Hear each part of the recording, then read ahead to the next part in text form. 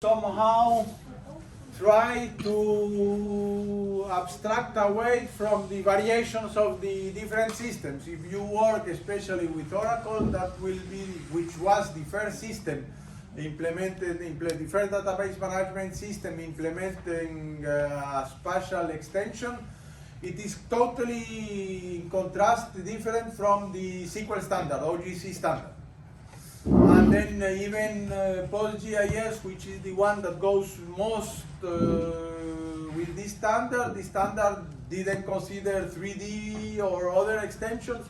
So if PostGIS goes beyond the standard, but somehow we need to abstract away when teaching, when speaking with our final users. They don't need to get all these details. This is some technical detail that we can help for ourselves when building our application, and propose a conceptual level interpretation of the requirements. And so,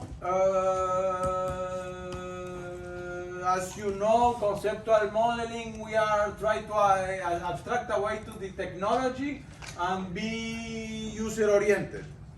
So let's see one piece of, and then we need to have a model that somehow is valid for many application domains. And so suppose here, and this is as expressive as possible. So suppose that we are capturing water resources. And we have rivers, and then we have catchment areas, and we have reservoirs from which we can extract water. So, which are the possible ways to represent this kind of information? So again, it's a similar example as the one we have seen in the temporal chapter. We are trying to be able to represent the same reality here, according to different level of details that are adapted to our application domain. So the same application, we can have reservoir, rivers, and catchments as individual objects that we can entry point from the database. Give me the first reservoir, the second reservoir, or the first river, or give me all the catchments. So every entity in a conceptual model is kind of an entry point for the database. Or we have a much smaller application, and we are only managing rivers.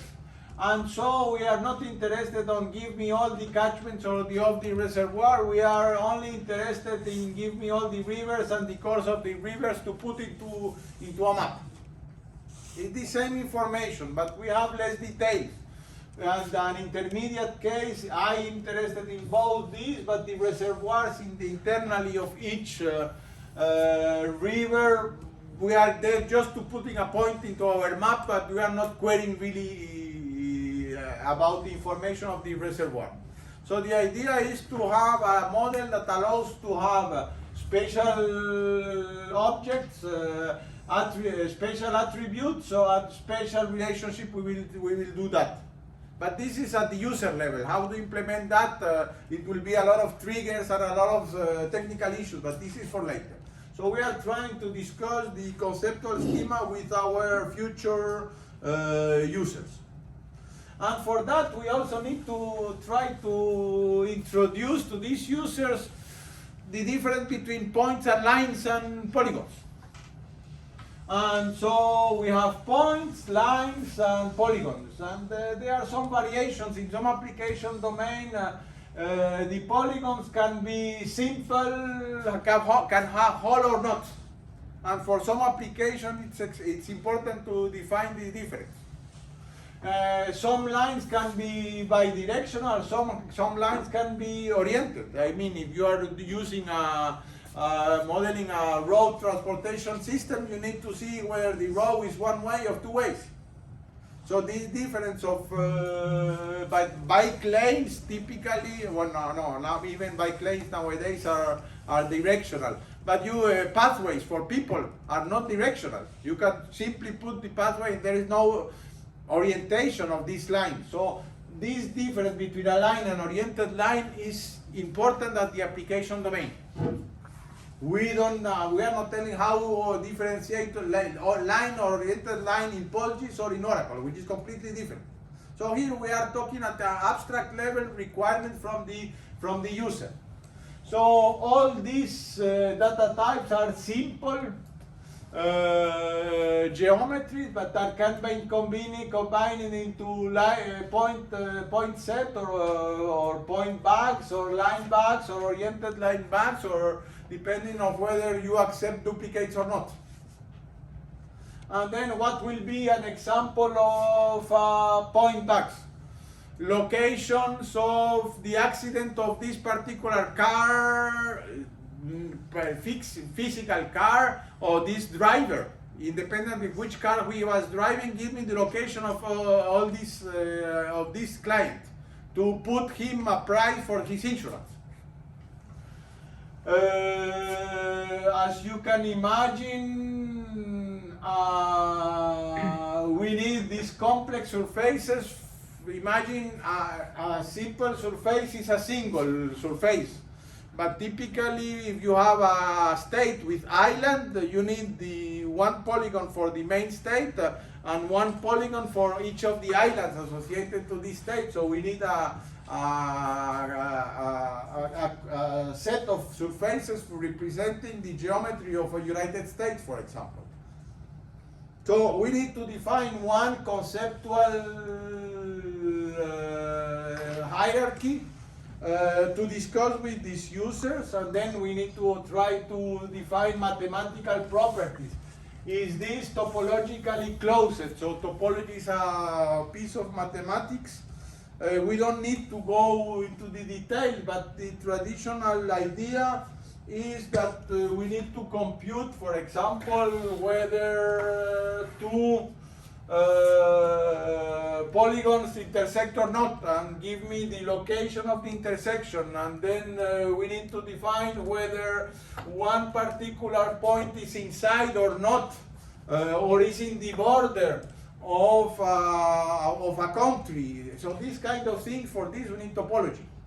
And then topologically closed means that the border of every polygon is inside the polygon, belongs to the polygon, simply. And then with this property, all the computations are easy. If you have, but this, for example, does not work with fires. Imagine we have a fire application, and as you know, in Greece or in Spain, on summertime, there are a lot of fires. And then, of course, we have specific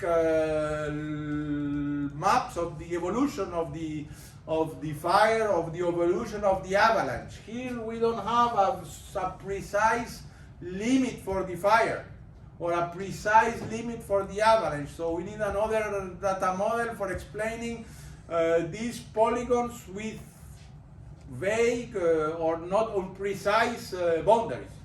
So, but this is not, there is no formal model. Yes, there are approximation, but there is not a standard model for or pollution clouds or oil spills on the sea.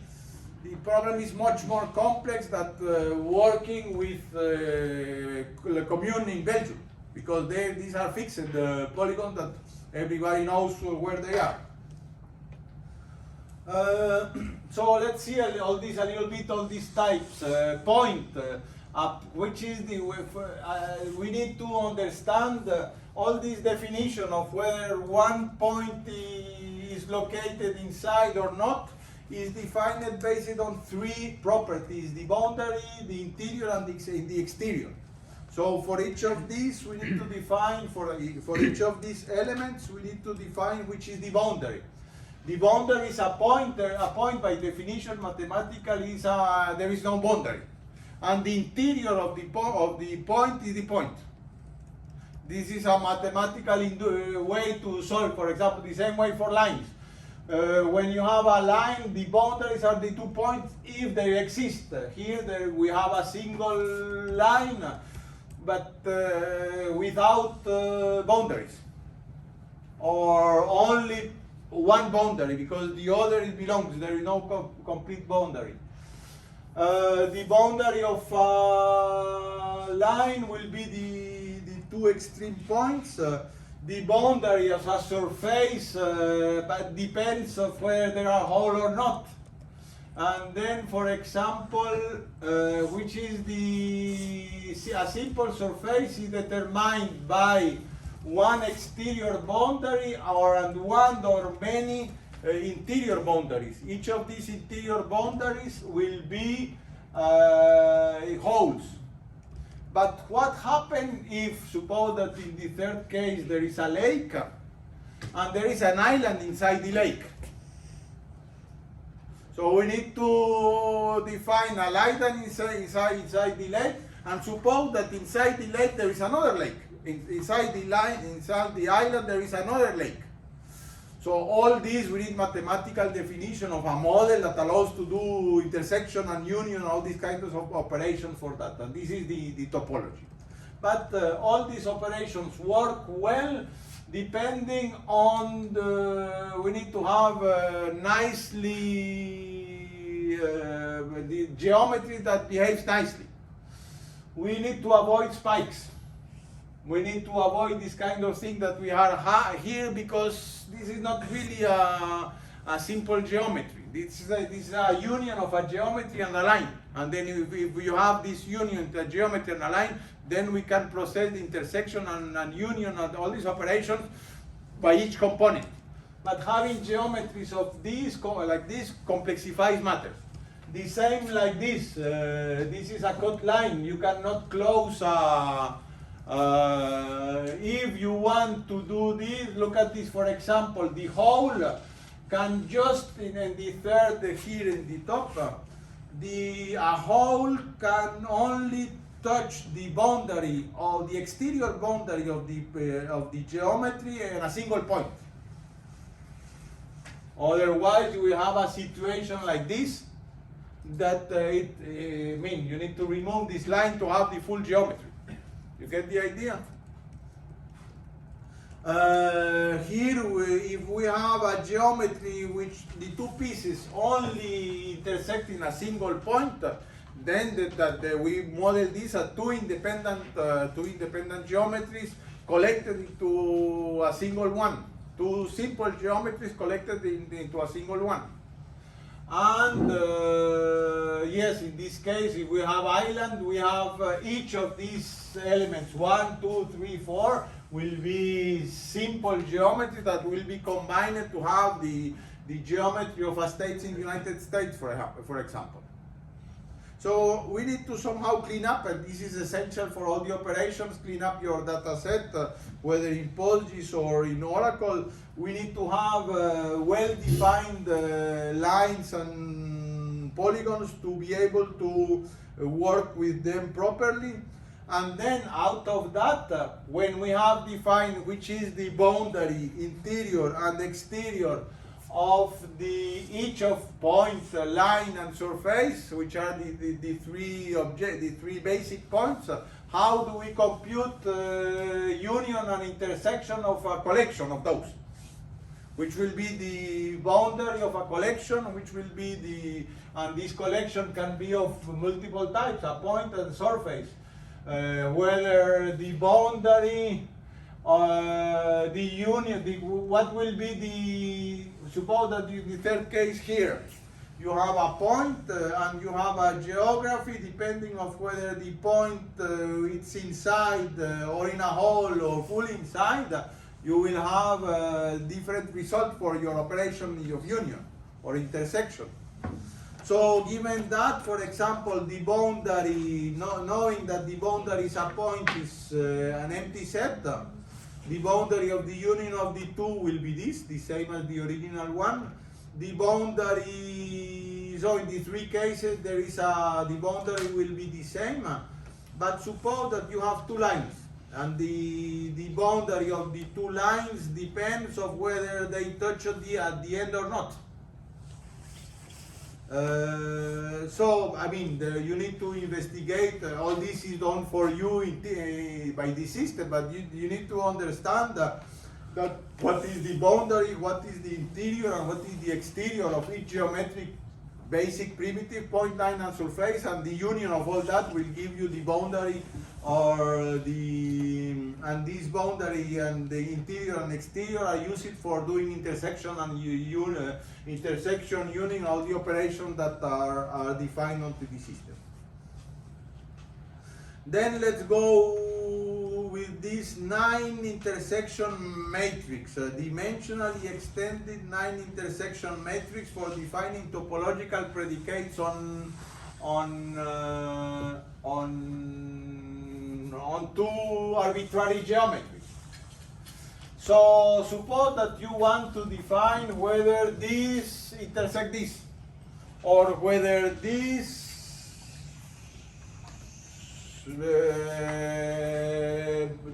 commune border with this. So all these operations are defined on the, you have two operators, A vertically, B horizontally, and then you need to build this intersection matrix. And this intersection matrix will be comparing obtaining the intersection of the interior of A and the interior of B, determine which is the dimension and intersection, the dimension, if you have the intersection of these two, intersection will be aligned. The dimension of this is aligned, is one dimensional. If you have A and C, the intersection will be a surface. The intersection will be two-dimensional. If you have, suppose that there is a single point, intersection C and D, the intersection will be zero dimension, is a point.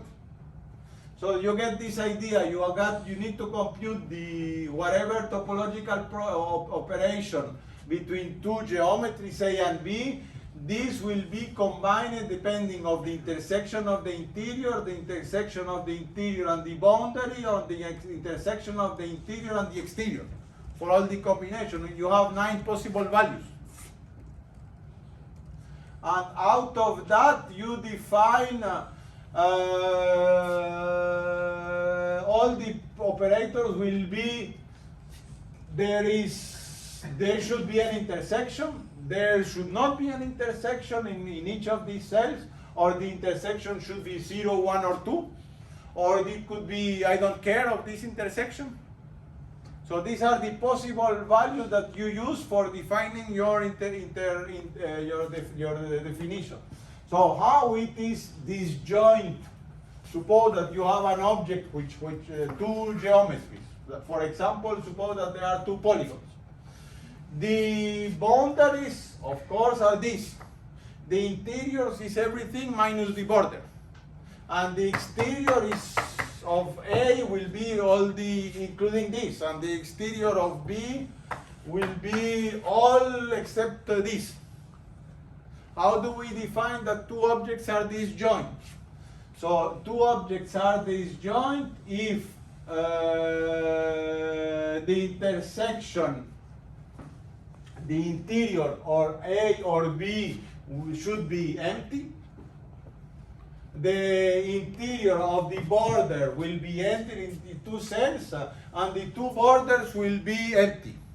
The intersection of the 2 borders will be empty. Okay, that would be the same for 2 lines. Are these 2 lines disjoint? No. Because they touch, their interior intersect. These are the boundaries here, but the interior intersect. So it does not, the interior of, it does not satisfy the first condition, that the interior of the 2 objects should be empty. Okay? So if you have 1, 2, 3, 4 conditions, this is the only condition necessary to define what is the 2 objects are disjoint. This corresponds to false, false, I don't care, false, false, I don't care, I don't care, I don't care, I don't care. I don't need to verify whether the exterior and the exterior interact or not. You get the idea? So this applies for for surfaces. This makes sense. For lines, you're basically saying that anything that's on the line is interior. The ends of the lines are considered the boundaries, and exterior is everything else. And then so for a point, is a point have just a boundary or just an interior? Just have an interior. Okay, just interior, no boundary exists for a point. And it also has an exterior. So imagine you have an arbitrary collection of point lines and surface, and you have another arbitrary collection of point lines and surface, and you need to define whether the two are disjoint or one border the other without going into the interior. So this is the one model, the most well-known model for defining all these topological, whether this line crosses this line. We will see an example what does it mean crosses, how the notion of crosses for lines that we humans have, how does this simply connect to the value of this line intersection matrix. So this is topology. I just show you the basics, but PostgreSQL and Oracle have a basic set of intersects, disjoint, touch. They have a set of predefined operators that you can write in full letter, disjoint, intersects, and there is a corresponding matrix for that. But the problem is that not all the potential useful coordinates are already implemented as SQL functions. If you have one particular combination that you need for your application, you need simply to define your 9 intersection matrix and then say the intersection between two, and you give 9 parameters here, 9 characters at the intersection, and that will be your customized topological predicate that you are needing into your application. So you have a set of predefined ones, but you can define your own according to this 9 intersection matrix. This is the possibility to open some other application requirements that are less useful, less common, let's put it in this way. So this is essentially defining for us a conceptual way that we can answer the question, is something touching or intersecting? Like this is where in normal databases we would say greater than, less than, or equals. This is when we're dealing with spatial databases. And topological predicates relating to geometries. Okay. And you need some model to formalize this. Yeah. At least it is, we have a fixed model, so we can use the same model for Oracle and PostGIS. Let's put it this way. Other example, what does it mean A meets B? In the first example, you can see that this is when you can connect from one road to another.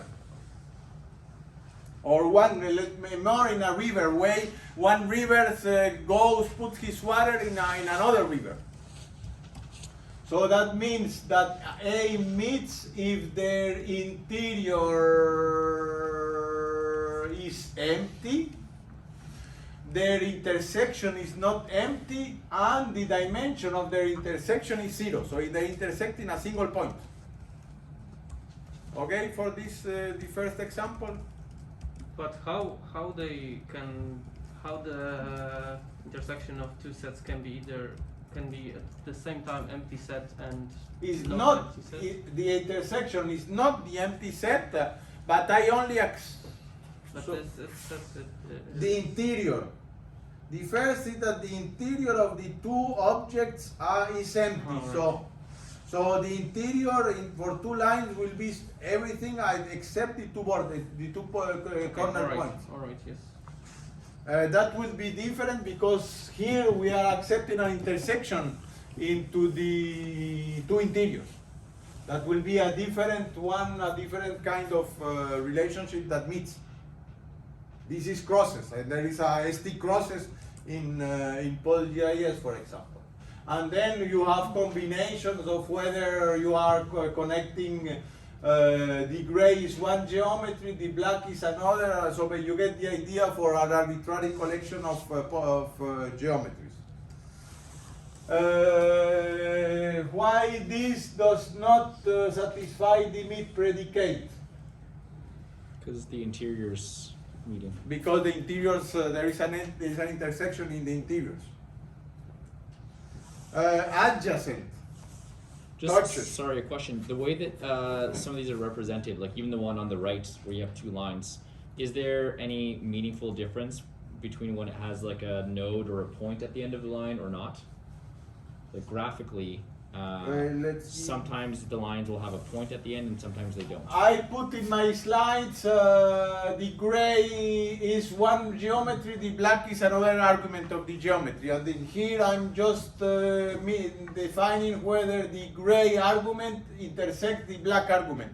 And in the second point, so the second argument will be a single point. Okay. Okay, for that notation, maybe I should.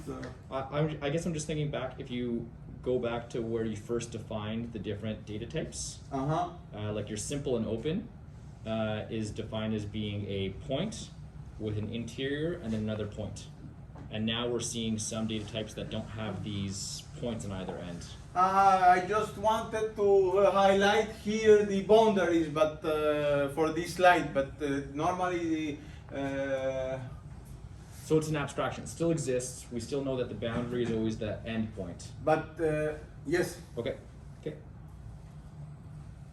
So another example, this is whether two countries are adjacent or two communes are adjacent or not. This is a very common, how is this, the interior is the intersection of the interiors, it cannot. There should be an intersection and the intersection should be a single line at most. Otherwise there will be this case, and this is the one that they are not they are intersecting, they are not adjacent. Okay for that? Crosses. This is the example here. Crosses, you have the intersection of the dimension of the interior will be less than the maximum intersection. So let's see whether this case crosses or not. Which is the first parameter? Interior of A and interior of B will be everything except the corner points. And what will be the intersection of this? The intersection of these interiors is a single point. So one should be less than the dimension of the interior of A is one dimension, and the dimension here is 1. The maximum of 1 is 1, so 0 the intersection. The dimension of the intersection is less than the maximum of the dimension of the two interiors. When you say the word dimension, what exactly does that mean? Is that like the number of times that something appears? A dimension is a point is a 0-dimensional element, a line is 1-dimensional element, and 2D is a polygon is a 2-dimensional element, 3D will be a volume. So in this case, if I had the lines where rather than just crossing over themselves, they followed each other for a little bit, and then they separated, that would be a dimension of 1. Yes. Because my overlap is a line. So not this a is point. not crossing, we are sharing a segment. Okay. And so we want to differentiate whether to cross, for typical decays, highways share two different highways, European Highway 411, share some stretch with another highway. So this is this will not take into account whether A crosses B. Overlaps. So here the overlaps, in addition that the dimension of the interiors will be the same of dimension of the intersection. Okay, you get the idea. So it's a formal model to define explicitly what we want and which corner cases we want to avoid or we want to catch, depending of the combination of how many elements we have inside our bag of geometry. So typically we know that this exists, and we only take care of that when operations we need are not pre-computed, built into your system. And then you need to dig in which particular cases you want to keep or avoid. So now let's go back to our initial objective. We need to find an application. And so here we have a conceptual model of a country with some object in our application. We are saying each country will have an associated geometry. And this is essential for our application. We need to keep this geometry, and this geometry will be of which type? It will be a point? No. It will be a line? No. It will be a complex surface composed of multiple surfaces, and each of these surfaces can have holes. And then this is an instance, a possible instance of this application. In addition of the country, we have the name, the population, and the geometry associated to this country. In this example, though, when you say they can have holes, doesn't that really only just apply to like Vatican? Because if you're talking about a sea or something like that, it would still belong to that country. Yeah, the territorial, I don't know how many miles or nautical knots that are belonging to each country, 300. But I guess when you said and it includes holes, I'm just thinking, what example would I have? In Belgium, where Belgium has enclaves and exclaves. What's that mean? Nazgul, you can refresh us. Just like Russia, it has the Kaliningrad region, which is inside Europe, but it's not connected with the Russia. So you have to Whoa. cross the border to, like, you have your area Okay. surrounded by. So enclave as exclave, this for historical reasons, Belgium has enclaves, is exclave, and exclaves in the country of Netherlands and Germany. Okay. So our little town in Germany that belongs to wholly inside Germany that belongs to Belgium, and the other way around. Okay, I didn't know that existed. It's very weird, but it does exist. So what are spatial attributes? So we want to have non-spatial objects having spatial attributes, and the other way around. All combinations possible. So suppose client. This is a traditional client application. Now we have the address of our client and a simple question to Google API. We have the translation, the latitude and longitude associated to each client. This is called geo-referencing.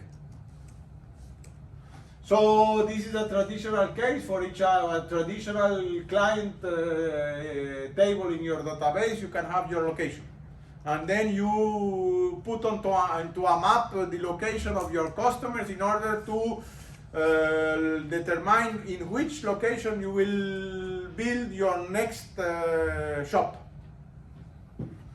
Or you can have a special object with special attributes, in particular capital and in particular rivers. Or you can have, for example, another example, a road, and then you have a road is a collection of a set of lines. And inside your application, you also want to have the locations of all the pollution along the highways. We have location when you measure pollution or noise or whatever. So we have, and then of course the traditional question is whether there is a topological constraint between the attribute and the geometry of the object. Let's think about possibility. If we think these are the stations located to a row, we can explicitly put a trigger into your database that the location of the station intersects the location of the geometry of the road. Can we do for the capital, we can do a similar constraint. We need to put a trigger to verify that the latitude and longitude of the capital is inside the country. But what about the rivers? They have to be intersecting with the country? They With will the be interior? intersecting with the country, and depending, but that could be a design decision in your database. Suppose that you have several countries and Rhine goes through all the Germany, Austria, all the many countries. How do you model your Rhine River inside your application? Are you repeating the same coordinates? Or you are having a projection of to only the piece that is located inside? And what happens if the Rhine borders probably some countries, is the border of some countries? You have twice the same latitude and longitude for this piece of stretch that is dividing two countries. These are design decisions that you need to optimize to avoid problems, computation problems when the coordinates are not exactly the same. Okay? So this is, but by the way, this is some implementation issue. At some abstraction level, we say to each country we can obtain the rivers associated to each located across or nearby the country. And then we can have the same idea for a capital. Typically in a map, we have the location, but we also have the name. So we can even have for a country an attribute capital which is composed of a string and a latitude and longitude. Or for each of the provinces, suppose that you have a simple high school map, a Europe map application, you can put the provinces inside each of your countries because you are never accessing the geometry of each province individually. Okay? And again, for each of these provinces, you need to have the string of the name and then the geometry of the province. I'm sorry, what is this, like, this little horse sign? Shapes. What is the next location and the country? There is some picture. So these are the data type that we defined at the beginning. Ah, okay. Alright. If we have a point, I mean, it's just an icon, some pictography to receive the user that we are keeping the geometry of these objects. Okay. And then, of course, it depends on which data types are you accessible or you want to put. But basically, these are user-oriented that will be fine for discussing with users. We were here. And then the traditional question, when we will put one information as an attribute or as an object, depends really on the importance of our application. If we are a small cadastral application at a single commune level, we can have the buildings of location. But if we are the fire brigade, this is not enough. Because if we want to access, give me the entrance and the maps of this building, you cannot afford to go through all the land plots to finally find out to which land plot this is located in order to get the access entrance point for the fire brigade to fight the fire. So it really depends on the application, which kind of information will be put at part as an attribute, or you can upgrade to do a full entity, spatial entity. So I think, yes, we can have stop here. You will have at least a first idea of this spatial conceptual modeling in your lab, and probably you will already have a first lab session with PostGIS.